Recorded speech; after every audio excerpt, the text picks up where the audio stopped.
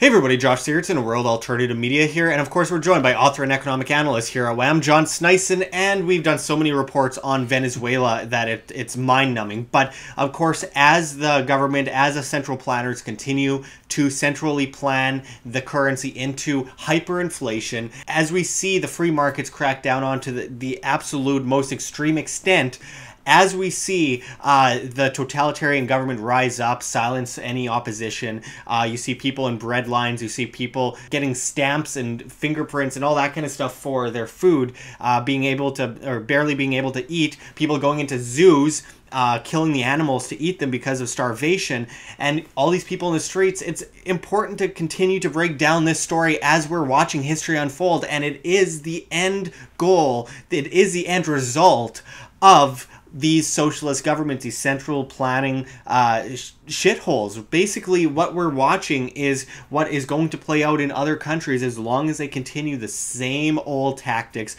of centrally planning everything into artificial monetary systems and then, of course, artificial markets as well. And now one of the most recent stories is Maduro is preparing to swap Venezuela's gold for dollars. Now, John, we got a whole bunch of other examples of recent developments in Venezuela. Can you go into this a bit? Well, first of all, he is just going to follow Bill Murno here in Canada, which recently, you could say swapped gold for dollars. Of course, it's through a way of these Keynesians not understanding what gold really is. They're desperate. They're trying to keep funding their terrible government, and what's happening is that Venezuela is getting rid of its gold. It's doing what's called swaps right now. Like, they leased it out to somebody else, so they might not even have it there. Citibank is doing the lease for them. What's happening in Venezuela is a textbook destruction, like through the socialist structure at its end game. And what we're seeing now is, of course, they're getting rid of any kind of assets that they were able to save up, in order to save themselves in any transaction. So what is happening is they're getting rid of this gold swaps that they had, and they want to just use dollars to pay off debt because they have a massive amounts of debt. It's $85 billion of debt that they have. It's a complete destruction. Like, in 2014, they have about $140 billion in debt combined. Of course, some of it is to the Chinese, some of it is to, of course, American banks, and that's why I had Obama's executive order back in 2015 coming after Venezuela, saying that they're a threat to the national security of the United States, because what happens is when, of course, a country owes a whole bunch of money to the banks that have borrowed the money that are, of course, Citibank is one of the major ones. Sure. Well, it's a threat to the U.S. economy. Absolutely. Because if Citibanks are, starting to get defaults on these sovereign debt loans, like, that's gonna completely, like, make a shockwave into the world economy.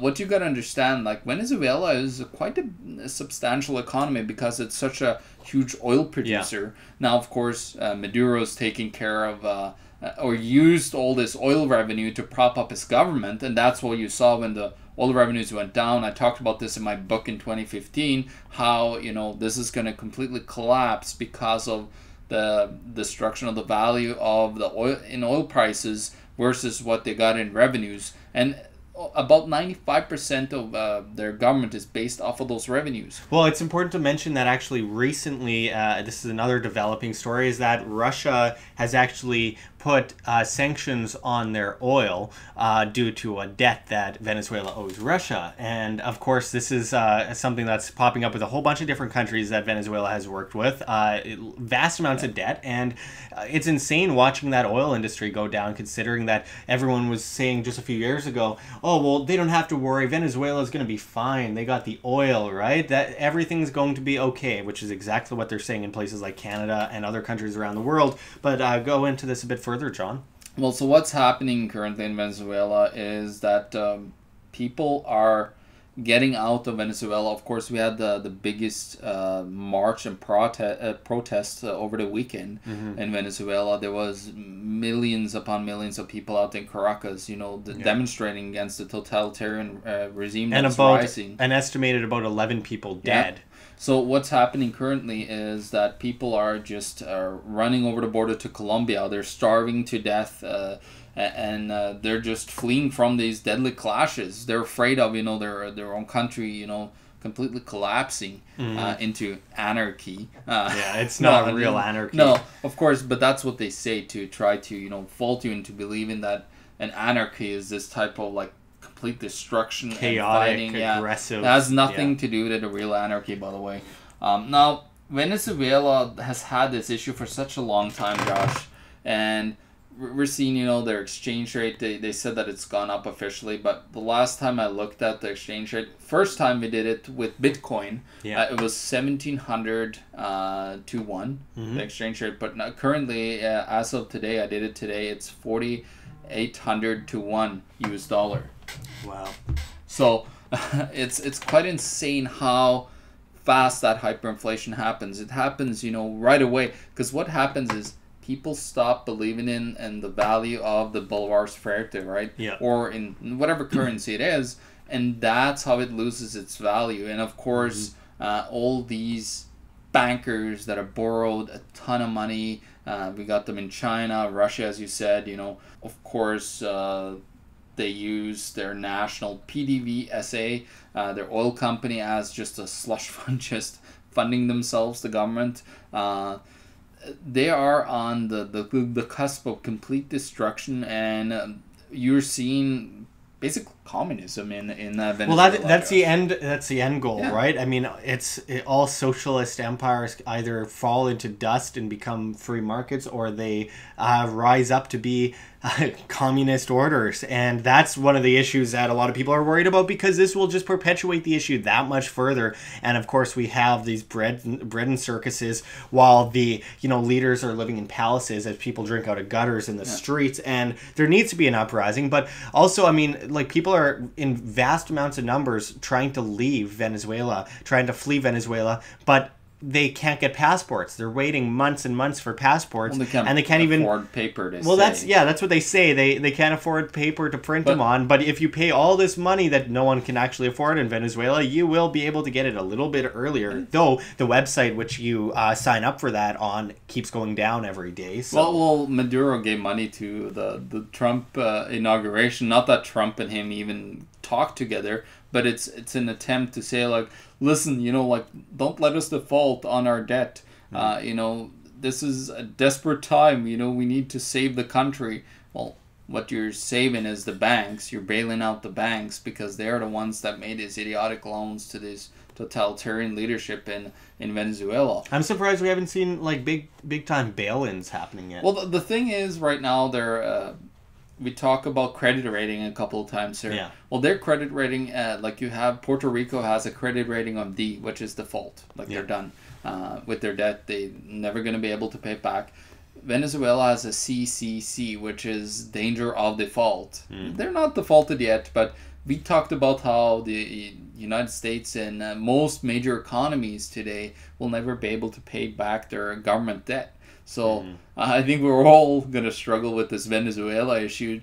This is just the preliminaries, if we can call it, or the intro to what's going to happen in our countries, because we are heading the exact same way as Venezuela. There's no doubt about it. We have so much debt in Canada, in the United States, in Australia, wherever it is. It's the recovery, the so-called recovery, has been seen with just shoving that free money out to the markets, and the free money has been, taken by people. But now the problem is they got to pay that free money back, and I think we're gonna see in the next 5 years massive amounts of unrest, debt defaults, and so it's just gonna unravel systemically all over the Western countries. Because this is not just a third world or second world issue. This is going to come and hit our doorstep. And it has over time, when we talked about other fiat currencies throughout history. So this is just the end game that we're seeing, and we need to understand that we have to stop this. And that's going to come to us, that is happening in Venezuela right now. Well, 1024 AD in China, we saw the rise of the fiat currency. It has been 1,000 years almost since this terrible centrally planned idea came about. And just look at how things have turned out under fiat currency and under just central planning in general. Even under the gold standard, print a bunch of paper for the gold, but way more paper than you have gold, then you cause inflation, and etc., etc. Then you get a run on the bank. Now you have fiat currency and just print a bunch of worthless currency out of thin air, devaluing the dollar, creating inflation and debt. And this is what happens eventually. Hyperinflation and things of that nature. It always has, it always will. It's the intrinsic value of fiat currency. It's zero. And John, just finishing it off, what is your message to the people of Venezuela? Well, this is my message. I want to take it back to about the 1660s, back in good old Sweden, my good old neighbors. In the 1660s, the Swedes had, big copper and silver currencies, huge plates, like 40 pounds. Of course, the tax collectors had a huge issue getting the money, like the government, because that's what they want. They want to issue the money, but then they want to also get paid back in it and devalue. So they had copper and silver currency, and what they had to do in order to get more revenue was to, of course, issue paper. They said it was so heavy, they got stuck everywhere, these tax collectors. The problem is that we had the guy, his name was Palmstruck, back in Sweden. He invented the paper currency in Sweden, the first central bank in the world, actually, back in Sweden. What happened with that was, of course, after a very short period of time, I believe it was 4 or 5 years, the whole currency hyperinflated. They misused it, of course, printed too much and used too much of it. And then what happened was that he got assassinated. He got hung by the Swedish government. Now, the problem was that the Swedish government thought this was such a good idea that they took the idea that they hung somebody for in prison, and then they just started the Central Bank of Sweden at the time with the same idea. So what you need to understand, the whole central bank idea that, all these bolivars, ferreters, now you printed new zeros on your bills in Venezuela. This is just another step towards the end game of a hyperinflation.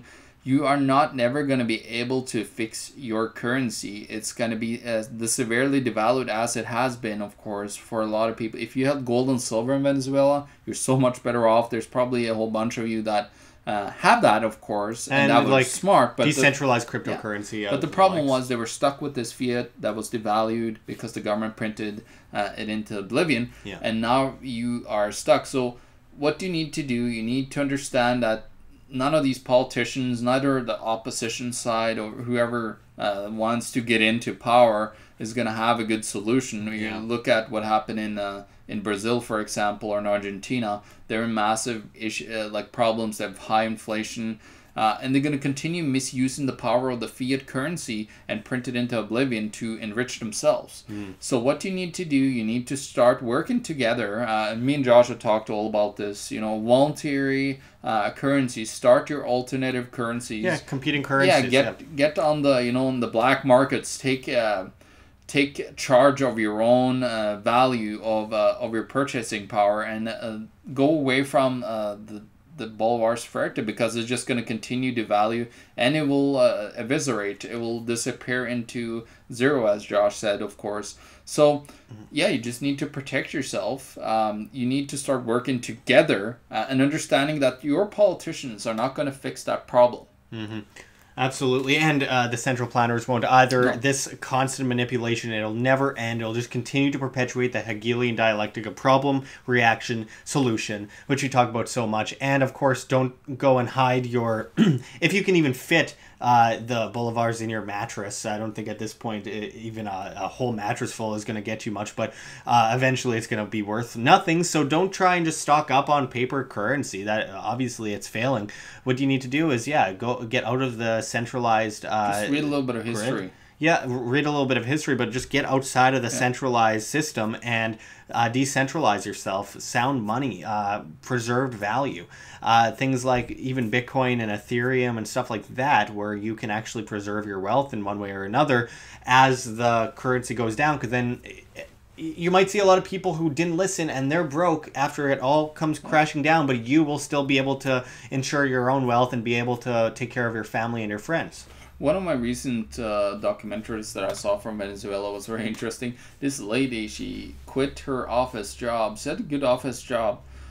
She made more money selling coffee because coffee is a commodity. And the coffee actually made her so much more money for way less work because the commodity was worth something, not that office job that she had with the government. Yeah. Right?